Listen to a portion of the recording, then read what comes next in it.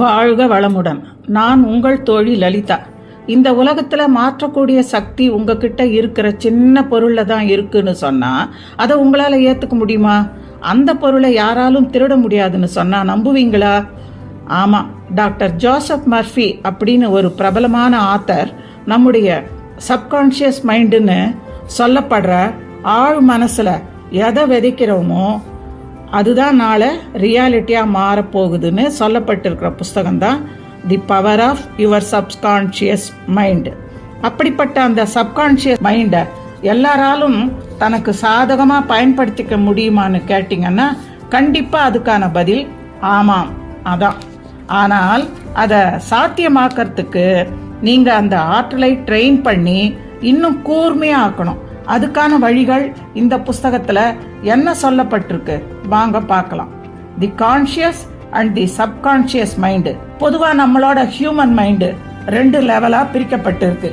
1 conscious mind, 2 subconscious mind. Conscious மைண்டுன்னு சொல்லப்படுறது ஒரு மனிதனோட முழு கவனத்தையும் போட்டு அவங்க பழக்கமா பண்ற விஷயங்களை எல்லாத்தையும் கண்ட்ரோல் பண்ற ஒண்ணு. இதுவே சப்கான்ஷியஸ் மைண்டுன்னு வரும்போது நம்ம கான்ஷியஸ் மைண்ட்ல சேவ் பண்ண நம்மளால பெருசா கவனம் செலுத்தப்படாத உண்மைகளும் நம்மளை அதிகமா பாதிச்ச விஷயங்களை தண்ணிக்கடியில தேங்குற மண் மாதிரி நம்மளோட ஆழ் மனசுல போய் தங்கிடும். உதாரணத்துக்கு நீங்க ஒரு புத்தகம் அல்லது பார்ட்னரை சூஸ் பண்றீங்கன்னா அது உங்களோட கான்ஷியஸ் மைண்டை பயன்படுத்தி முழு கவனத்தையும் செலுத்தி எடுக்கிற ஒரு டெசிஷன். இதுவே இன்னொரு பக்கம் நம்ம உடம்புல நடக்கிற ஜீரணம், மூச்சு எல்லாமே நம்மளோட அனுமதியோட தான் நடக்குது. ஆனா அதுக்கு நம்ம யாருமே பெருசா கவனம் செலுத்துறது இல்லை. பெருசா ப்ராசஸ் நடக்கிறதுக்கு காரணமா இருக்கிறது தான் இந்த சப்கான்ஷியஸ் மைண்டு. இன்னும் தெளிவா சொல்லணும்னா இந்த கான்ஷியஸ் மைண்டுங்கிறது 30 வயசு அடல்ட் மாதிரி எல்லா அர்த்தத்தோட லாஜிக்கோட புரிஞ்சுக்கும். சப்கான்ஷியஸ் மைண்டுங்கிறது 3 வயசு குழந்தை மாதிரி என்ன தெரியுதோ அது என்ன நம்புதோ அதை மட்டும்தான் உண்மைன்னு நினைக்கும். அடுத்து தி கேப்டன் அண்ட் த ஷிப்பு. இப்போ நீங்கள் ஒரு பெரிய கடல்ல மிதந்துட்டு இருக்கிற கப்பலா மைண்டை இமேஜின் பண்ணிக்கோங்க. கப்பலை நேவிகேட் பண்ற கேப்டன் தான் உங்களோட கான்ஷியஸ் மைண்டு. அவர் தான் அந்த கப்பல் எந்த திசையில் போகணும், எந்த வேகத்துல போகணும் அப்படிங்கறத டிசைட் பண்றவர். அவர் கொடுக்கிற ஆர்டர்ஸை ஃபாலோ பண்றவங்க தான் இந்த என்ஜின் ரூம்ல ஒர்க் பண்றவங்க. சில நேரங்கள்ல அவங்களுக்கு தான் எதை நோக்கி போயிட்டு இருக்கோம் அப்படிங்கறது கூட தெரியாது. கேப்டன் சொல்ற ஆர்டர் அப்படியே கண்ணை மூடிட்டு ஃபாலோ பண்ணுவாங்க. இந்த ஒர்க்கர்ஸ் தான் நம்முடைய சப்கான்ஷியஸ் மைண்டு. கப்பலோட மாஸ்டரான, அதாவது நம்ம மைண்டோட கேப்டனான கான்ஷியஸ் மைண்ட் சொல்றத அப்படியே ஃபாலோ பண்றது தான் நம்ம ஒர்க்கர்ஸ், அதாவது சப்கான்ஷியஸ் மைண்டோட வேலை. அடுத்து suggestion, the power of suggestion. Suggestion அப்படிங்கிற வார்த்தையை கேட்கும்போது அது எதுவோ பெருசா ஆபத்தா நமக்கு தெரியல. ஆனா நம்ம மூளைக்குள்ள உள்ள செயல்பாட்டை வச்சு யோசிச்சோம்னா அந்த சஜஷனுக்கு ஒரு பெரிய ரோலே இருக்கு. தெளிவா சொல்லணும்னா உங்க சப்கான்ஷியஸ் மைண்டு சஜஷன்ஸ் எல்லாத்தையும் ஈஸியா எடுத்துக்கும். அத கொடுக்கறவங்க நீங்களாகவும் இருக்கலாம் அல்லது வெளிநபராகவும் இருக்கலாம். அந்த சஜஷனுக்கு ஒருத்தர் எப்படி ரியாக்ட் பண்ணணும்னு முடிவு பண்றது தான் நம்ம கான்ஷியஸ் மைண்டோட வேலை. ஏன், அதால அந்த சஜஷனை ரிஜெக்ட் கூட செய்ய முடியும். சோ என்னதான் இந்த கான்ஷியஸ் மைண்டுக்கு முடிவெடுக்கிற பவர் இருந்தாலுமே தனக்கு என்ன சஜஷன் வேணுங்கிறத முடிவு பண்றது நம்ம சப்கான்ஷியஸ் மைண்டான ஆழ் மனசுல பதிஞ்சு கிடைக்கிற நம்பிக்கைகள் தான். உதாரணத்துக்கு சின்ன வயசுல இருந்தே உங்க வீட்டுல பெண்கள்லாம் ரொம்ப வீக்கானவங்க அப்படிங்கிற எண்ணத்தை உங்க அப்பா அம்மாவை நடத்துற விதத்துல இருந்து புரிஞ்சு உங்க சப்கான்ஷியஸ் மைண்ட்ல நீங்க ஏத்துக்கிட்டு இருக்கீங்கன்னு வச்சுக்கோங்க. உங்க அப்பா உங்க அம்மாவை நடத்துற விதத்துல இருந்து அப்புறம் நீங்க வளர்ந்த பிறகு ஆண் பெண் 2 பேருக்குமே சமமான உரிமை இருக்கு அப்படிங்கறத லாஜிக்கா புரிஞ்சுக்கிறீங்க. இனிமே நீங்க பாக்குற எல்லா தகவல்களிலேயும் உங்க கான்ஷியஸ் மைண்ட் நீங்க புரிஞ்சுக்கிட்ட அந்த லாஜிக்கான விஷயத்தை வச்சு ஆணும் பெண்ணும் சமம்னு முடிவெடுத்தாலுமே உங்களோட சப்கான்ஷியஸ் மைண்டோட தாக்கம் அதோட எப்பவுமே தான் இருந்துகிட்டே இருக்கும். பிராக்டிக்கல் டெக்னிக்ஸ் இன் மென்டல் ஹீலிங். இப்ப வரைக்கும் நாம பார்த்த உதாரணங்கள் மூலமா கான்சியஸ் மைண்டை பயன்படுத்தி பாசிட்டிவ் விஷயங்களையும் பண்ண முடியும், நெகட்டிவ் விஷயங்களையும் பண்ண முடியும்னு புரிஞ்சுக்கிட்டு இருப்பீங்க. சரி, இப்போ பாசிட்டிவான விஷயங்களை செயல்படுத்துறதுக்கான டெக்னிக்ஸ் என்னன்னு பார்க்கலாம். Technique number 1, Baudouin technique. ஃபேமஸான சைக்கோ தெரபிஸ்ட் சார்லஸ் பவுடோவன் சொல்லி இருக்கிற டெக்னிக் இது. அதாவது உங்க மைண்டு தூக்க நிலையிலோ அல்லது மயக்க நிலையிலோ இருக்கும்போது கான்சியஸ் மைண்டுன்னு சொல்லப்படுற பகுதி ரொம்பவே செயலிழந்து இருக்கும். அந்த சமயத்தை பயன்படுத்தி உங்க சப்கான்சியஸ் மைண்ட்ல பதிய வைக்கணும்னு நினைக்கிற விஷயத்தை நம்மளால செலுத்த முடியும். இன்னும் தெளிவா சொல்லணும்னா, காலையில நீங்க எழுந்து கொஞ்சம் ட்ரௌசியா இருக்கீங்க, இல்ல ராத்திரி தூங்கறதுக்கு முன்னாடி உங்க எனர்ஜி லெவல் கம்மியா இருக்குன்னு வச்சுக்கோங்க. அந்த சமயத்துல நீங்க உங்க சப்கான்சியஸ் மைண்ட்ல அழுத்தமா பதிய வைக்கணும்னு நினைக்கிற விஷயத்த ஒரு வாக்கியமா ஃப்ரேம் பண்ணி ரிப்பீட் பண்ணிக்கிட்டே இருங்க. நீங்க உங்ககிட்ட இருக்கிற ஏதோ ஒரு கெட்ட பழக்கத்துல இருந்து மீளணும்னு நினைக்கிறீங்கன்னா, முதல்ல ஒரு சௌகரியமான பொசிஷன்ல உட்கார்ந்து உங்க முழு உடம்பையும் ரிலாக்ஸ் பண்ணிக்கோங்க.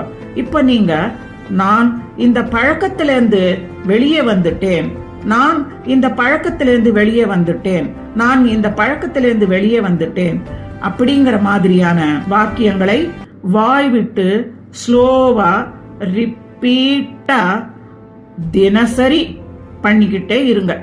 இப்படி பண்றதால அந்த வாக்கியங்களுக்கு நீங்க ஒரு உணர்வை கொடுக்கறீங்க.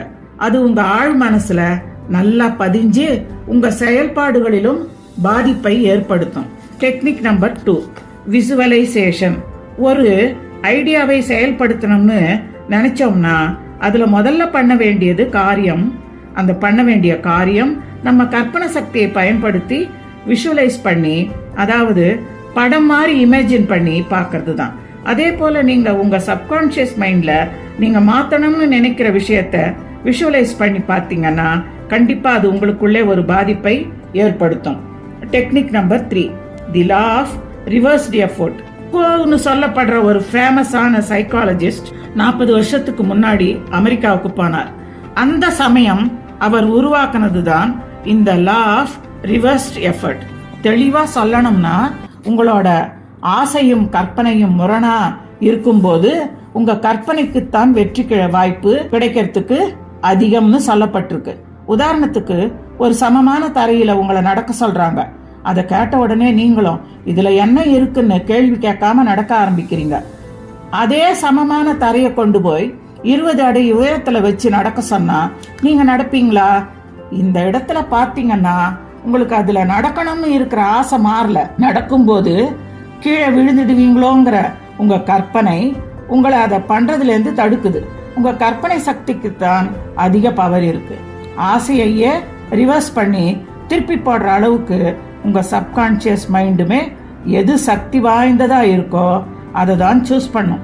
அது சில சமயங்கள்ல உங்க கற்பனா சக்தியா கூட இருக்கலாம், இல்ல உங்க ஆசையா கூட இருக்கலாம். ஒரு விஷயத்த கஷ்டப்பட்டு செய்யணும்னு ட்ரை பண்ணும்போது அது உங்க ஆசையை விட இது தப்பா போயிடுமோங்கிற பயத்துக்கு அதிக பவரை கொடுத்திருந்தீங்கன்னா சப்கான்சியஸ் மைண்டுமே அந்த பயத்தை தான் தேர்ந்தெடுக்கும்.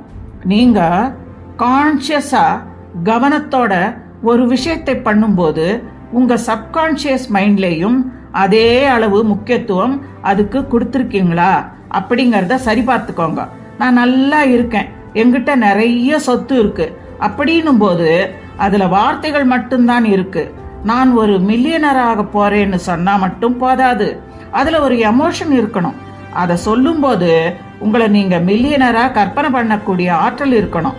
அதுதான் உங்களை ஒரு உண்மையான மில்லியனரா மாற்றும். ஒரு நாளைக்கு 4-5 தடவை இந்த wealth success, wealth success, wealth success இந்த வார்த்தைகளை ஒரு எமோஷனலோட ஒரு சாத்தியக்கூறோட 5 நிமிஷம் ரிப்பீட் பண்ணுங்க. அது உங்க சப்கான்சியஸ் மைண்டுக்கு ஒரு பவரை கொடுக்கும். அந்த ஃபீலிங்கே உங்களை ஒரு வெல்த்தியான பெர்சனா மாத்தும்.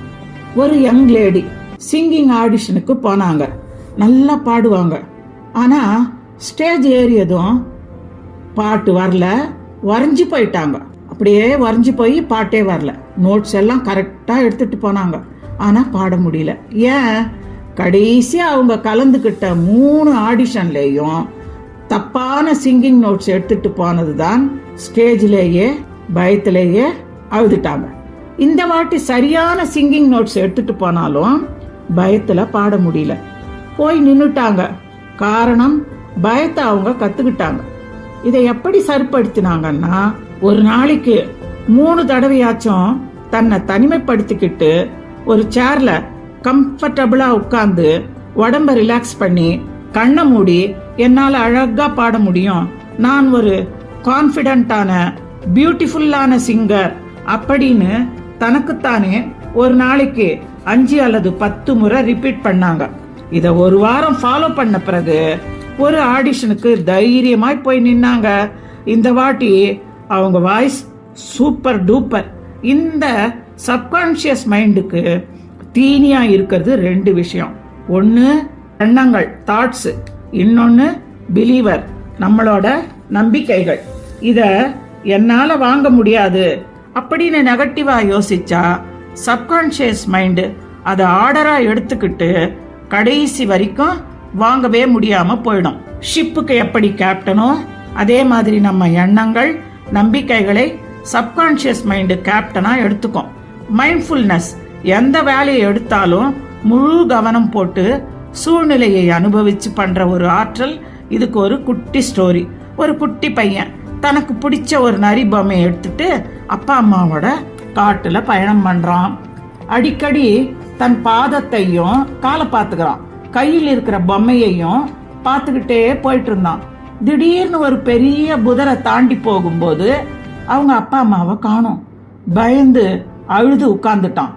அந்த பரபரப்புல கையில இருந்த நரி பொம்மைய தொலைச்சிட்டான். என்ன பண்றதுன்னே தெரியல. அப்போ பக்கத்துல ஒரு மிருகம் வர சத்தம் கேட்க பயத்துல திரும்பி பார்த்தா ஒரு குட்டி நரி. பயமா இருந்தாலும் நரியோட கண்ணை பார்த்தா அவனுக்கு ரொம்ப நாள் பழகின ஒரு நண்பனோட ஃபீல் வந்துச்சான். கிட்ட போய் பார்த்தா அந்த நரி நல்லபடியா பேசி பழகி, வா உங்க அப்பா அம்மா கிட்ட கொண்டு போய் சேர்க்கறேன்னு சொல்லி கூட்டிட்டு போக, அந்த பையன் நரிக்கிட்ட, இந்த காட்டுலயே இருக்கியே, உனக்கு பயமே இல்லையா அப்படின்னு கேட்க, நரி சொல்லிச்சான், இந்த காட்டுல பயணம் பண்ணும்போது என்னையும் என்னை சுற்றி இருப்பவர்களையும் உணர்ந்து அனுபவிப்பேன். 4 அடி எடுத்து வச்சா அழகான பறவைகள் பாடிக்கிட்டே இருக்கும். இந்த பக்கம் பார்த்தா மலையிலேருந்து அருவி கொட்டுற சத்தம் கேட்கும். போர் அடிக்குதேன்னு பார்த்தா எனக்கு பிடித்த பழங்களை எல்லாம் இந்த மரங்கள் கொட்டும். இயற்கையான இயல்பான இந்த வாழ்க்கையை வேற யாராலும் அனுபவிக்க முடியுமா அப்படின்னு எல்லாத்தையும் குட்டி பையனுக்கு காமிச்சு புரிய வச்சு மலை உச்சிக்கு கூட்டிட்டு போச்சு. மலை உச்சியில சூரியன் மறைகிற அழக பார்த்த அந்த பையன் தன்னோட பிரச்சனையை கூட மறந்துட்டானாம். பக்கத்துல அப்பா அம்மா குரல் கேட்கவே புதரை தாண்டி பார்த்தான். மகனை பார்த்ததும் அப்பா அம்மாக்கும் ரொம்ப சந்தோஷம். தனக்கு உதவி செய்த நரியை பத்தி சொன்னா அவங்க நம்பவே இல்லை. இருங்க, உங்களுக்கு உண்மையை புரிய வைக்கிறேன்னு புதருக்கு பின்னாடி போய் பார்த்தா அங்க உண்மையான நரி நண்பனுக்கு பதிலா இவன் தொலைச்ச நரி பொம்மை தான் இருந்தது. சோகமா கையில பொம்மையை எடுத்து வச்சுக்கிட்டு, கண்டிப்பா உன்னை திரும்ப பாப்பேன்னு சொல்லிக்கிட்டு அப்பா அம்மா கூட போறான். இந்த தடவை அவன் பார்த்து நடந்தது தன்னோட பாதையோ கையோ இல்ல, சுத்தி இருந்த காட்டோட அழகு. நான் முன்னாடி சொன்ன அந்த கேள்விக்கு பதில் இப்போ உங்களுக்கு புரிஞ்சுதா? அந்த நரி இந்த காடு தனக்கு பாதுகாப்பான இடம்தான்னு அந்த பையனுக்கு ஒரு நம்பிக்கையை கொண்டு வந்துச்சு. அந்த நம்பிக்கையை அவனோட சப்கான்ஷியஸ் மைண்டு அப்படியே ஃபாலோ பண்ணதால தான் அவனுக்கு ஒரு அழகான மைண்ட்ஃபுல்லான அனுபவம் கிடைச்சிது. இப்போ உங்களோட ஸ்டோரிக்கான ஃபாக்ஸ், அந்த நரி யாருன்னு தேடுங்க. அது ஒரு தனிநபரா இருக்கணுங்கிறது இல்ல, நீங்களா கூட இருக்கலாம். Next 3 steps to success. என்னோட கேமும் ப்ரூவ் ஆகவே, ப்ரூஃப் பண்றதுக்கு நல்ல வாய்ப்பும் கிடைக்கல. என்னோட கேமும் ப்ரூவ் ஆகல, ப்ரூஃப் பண்றதுக்கு நல்ல வாய்ப்பும் கிடைக்கல. வாழ்க்கை இப்படியே போயிடுமா சார்? இந்த டயலாக்க நம்ம யாராலும் மறக்க முடியாது. காரணம், இதுல இருக்கு ஒரு உண்மை. சொன்னவர் இது எல்லாத்தையும் உடைத்தெறிந்து பெரிய சக்சஸ் அடைஞ்சு நம்ம எல்லோருக்கும் ஒரு இன்ஸ்பிரேஷனா இருந்த நம்ம கேப்டன் தோனி. அந்த 3 என்ன வாங்க பார்க்கலாம். 1, லவ் யுவர் ஒர்க், செய்யற வேலையை ரசிச்சு பண்ணுங்க. ஸ்டெப் நம்பர் 2, ஸ்பெஷலைஸ், நீங்க பண்ற எல்லா வேலையையும் விரும்பி ஸ்பெசிஃபை பண்ணி அதுல மட்டும் ஃபோக்கஸ் பண்ணா கண்டிப்பா அதுல சக்சஸ் அடையலாம். ஸ்டெப் நம்பர் 3, சுயநலத்தை தாண்டி ஒரு பொதுநலம் இருந்தா எல்லாத்துலயுமே ஒரு வெற்றி கிடைக்கும். நெக்ஸ்ட், நம்மை சுற்றி நடக்கிற எல்லாத்தையும் இது மோசமானது தவறானதுன்னு தப்பு கண்டுபிடிச்சுக்கிட்டே இருந்தா கண்டிப்பா அதுதான் நமக்கு அட்ராக்டிவா தெரிய ஆரம்பிக்கும். இப்போ உங்ககிட்ட ஒரு கேள்வி, உங்க வேலை உங்களை எரிச்சல் படுத்துற, ரொம்ப டிஸ்டர்ப் பண்றாங்க உங்க வேலையில. ஒரு நிமிஷம் யோசிச்சு பாருங்க, அவங்க உண்மையிலேயே உங்களை எரிச்சல் படுத்துறாங்களா இல்ல அது உங்க மனநிலையை வெளிப்படுத்துதா? ஃபேமஸான பிலாசபர்ஸ் என்ன சொல்றாங்கன்னா, நம்ம இந்த உலகத்தை பார்க்குற பார்வையை சேஞ்ச் பண்ணினா அது நம்ம வாழ்க்கையை சேஞ்ச் பண்ணுமா. உதாரணத்துக்கு, இது காலேஜ் டைம் தானே, நாம ஜாலியா இருந்துட்டு போகலாம்னு, டைம் பாஸ் பண்ணிட்டு போகலாம்னு சில பேர் நினைச்சிருந்தா நமக்கு ஸ்னாப் சாட் கிடைச்சிருக்காது. அதாவது ஸ்னாப் சாட்னு ஒரு ஆப்பை உருவாக்கின எலன் அண்ட் பாபி தன்னோட காலேஜ் பருவத்தில் டெவலப் பண்ணினது தான் இந்த ஸ்னாப் சாட். முதல்ல பிகாபூன்னு அமைச்சிட்டு இருந்தாங்க. அதுதான் இப்ப நாம ரசிச்சு பயன்படுத்துற ஸ்னாப் சாட்டுங்கிற ஒரு ஆப்பா மாறி இருக்கு. அவங்க தேர்ந்தெடுத்தது அவங்களோட வெற்றியை, நம்ம வாழ்க்கையிலும் ஹாப்பினஸை தேர்ந்தெடுக்கிற நிறைய தேர்வுகள் நடக்கும். அதை கையாள்றது தான் ரொம்பவே முக்கியமானது. நெக்ஸ்ட், சப்கான்ஷியஸ் மைண்டை பயன்படுத்தி தன்னோட குணநலன்கள் மூலமா தன்னோட பார்ட்னர் எப்படி இருக்கணும்னு மனசுல கன்ஸ்ட்ரக்ட் பண்ணி அதை நல்ல ஆழ் மனசுல பதிய வச்சு லைஃப் பார்ட்னரை கூட தேடிக்க முடியும். நெக்ஸ்ட், தூங்கும்போது கான்ஷியஸ் மைண்டுக்கு ரெஸ்ட் கொடுக்கறதால சப்கான்ஷியஸ் மைண்ட் ரொம்பவே ஆக்டிவா இருக்கும். ஒரு கஷ்டமான சிச்சுவேஷன்ல என்ன டெசிஷன் எடுக்கிறதுன்னு தெரியாம இருக்கும்போது தூங்கிறது தான் பெட்டர். என்னது, தூங்குறதா? அதான கேள்வி.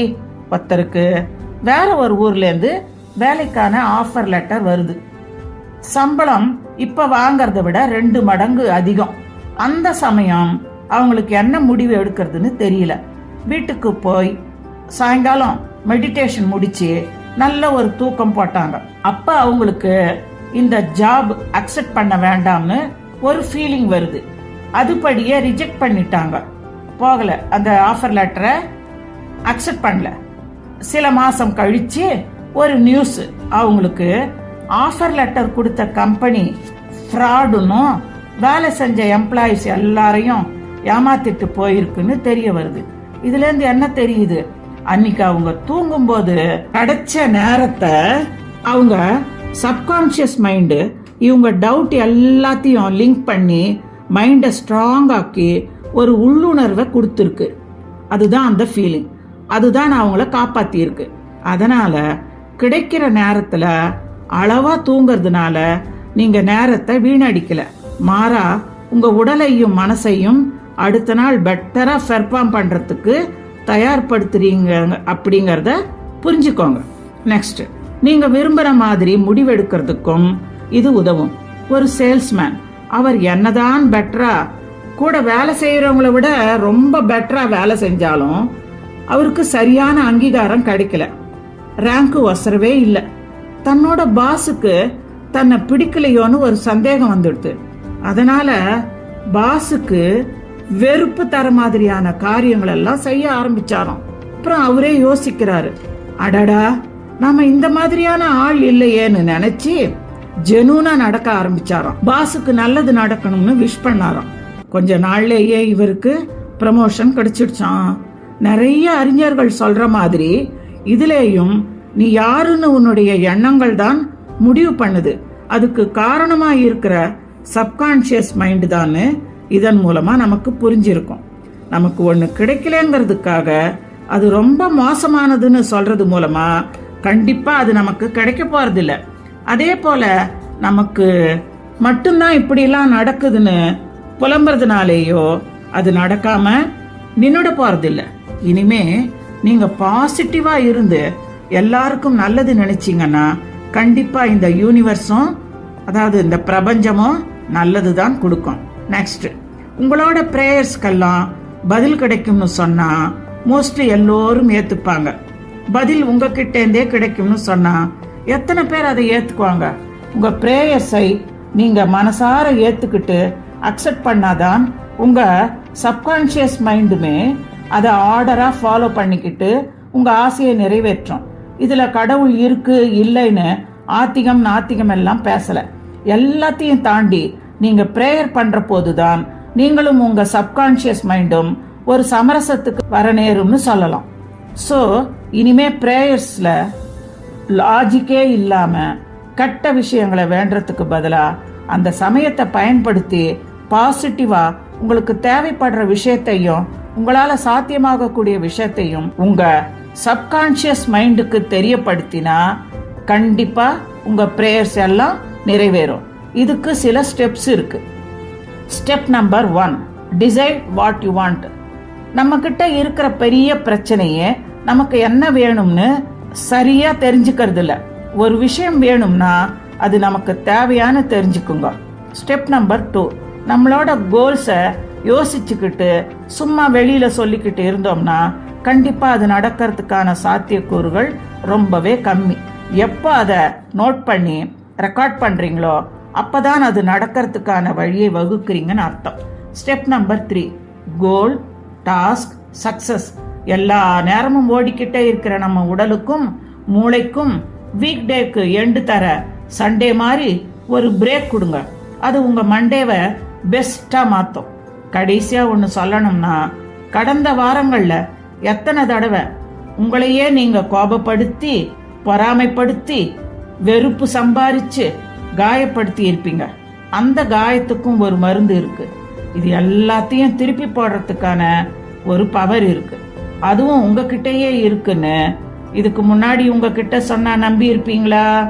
ஆனா இப்ப இந்த வீடியோவோட முடிவுல உங்களுக்கு அந்த நம்பிக்கை வந்திருக்கும்னு ஒரு சாட்டிஸ்ஃபேக்ஷனோட, திருப்தியோட இதை முடிக்கிறோம். உங்களுக்கு இந்த வீடியோ பிடிச்சிருந்தா நம்ம சேனலுக்கு ஒரு சப்ஸ்கிரைப் பண்ணிட்டு பெல் ஐக்கானை அழுத்த மறந்துடாதீங்க.